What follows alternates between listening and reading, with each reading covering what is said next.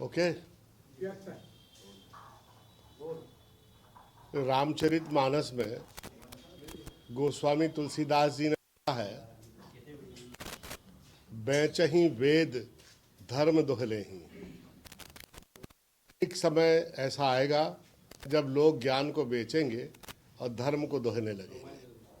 आज भारत में वो समय आ गया। मैं एक ऐसे विषय की ओर आपका ध्यान आकर्षित करता हूं कि उज्जैन के गोपाल मंदिर को अब शादियों के लिए किराए पर दिया जाने लगा है। अभी तक तो आपने ये सुना होगा कि दर्शन कराने के लिए लोग पैसे ले रहे हैं, पूजा कराने के लिए लोग पैसे ले रहे हैं, लाइन तोड़कर जल्दी उचित स्थान पर धर्म स्थानों पर बैठाने के लोग पैसे दे रहे हैं, और ऑन रिकॉर्ड टिकट लेकर भी लोग दर्शन करा रहे हैं मंदिरों में। यहाँ तक तो लोगों ने स्वीकार कर लिया कि बहुत बड़ी भीड़ जाती है, इसीलिए किसी सिस्टम को बनाना जरूरी है। लेकिन अब तो हद हो गई कि मंदिरों को शादी ब्याह पर किराए पर दिया जाने लगा। ऐतिहासिक मंदिर श्रद्धा जिसके प्रति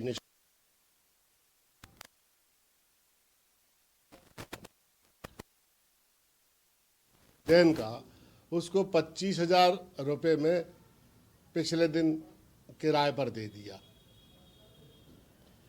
अब 25,000 रुपये रोज में मंदिर भी बीजेपी के जमाने में किराए पर दिए जाने लगे हैं।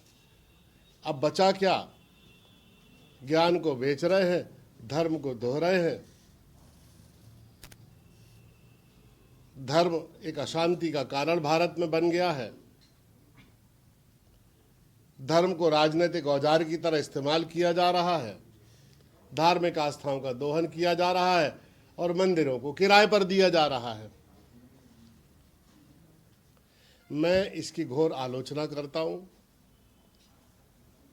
कभी ईश्वर अगर हम लोगों को अवसर देगा तो हम मंदिरों को इस मकड़जाल से मुक्त कर आम जनमानस के लिए सहज और सुलभ बनाएंगे, जो हमारी परंपरा रही है।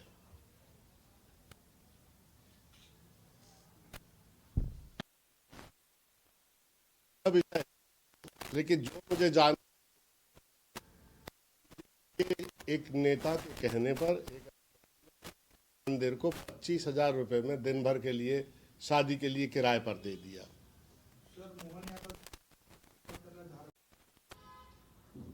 अब ये ऐसे ही शराबबंदी होगी जैसे गुजरात में है। गुजरात में एक बहुत बड़ा माफिया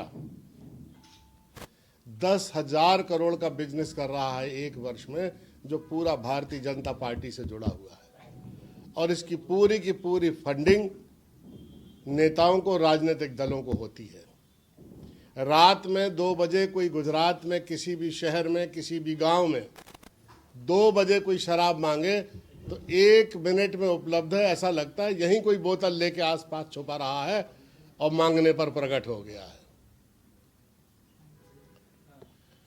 ये पूरा का पूरा समानांतर सप्लाई सिस्टम एक राजनीतिक संरक्षण के कारण है, और राजनीतिक संरक्षण उनका है जो सत्ताधारी दल के लोग हैं, और उन्हीं पर अधिकारियों का दबाव है कि इस पैरेलल सिस्टम को चलने दिया जाए, जिसमें अधिकारी भी शामिल हो गए, नेता भी शामिल हो गए, और दोनों का एक बहुत बड़ा नेक्सस है।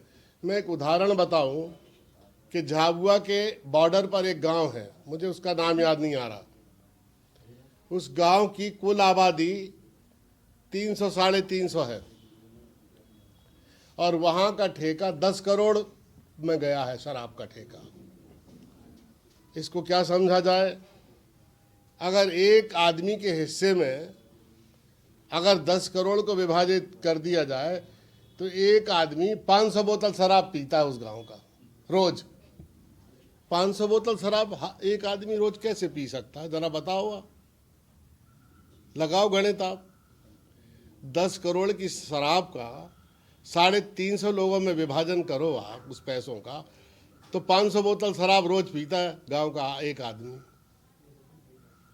वो आदमी नहीं शराब पीता, उस गांव के बॉर्डर से पूरी की पूरी मध्य प्रदेश से शराब गुजरात के बॉर्डर पे जाती है और इसलिए उस गांव का ठेका महंगा बिकता है, क्योंकि तस्करी में गुणात्मक लाभ होता है उस ठेकेदार को जो वहां दुकान खोलता है।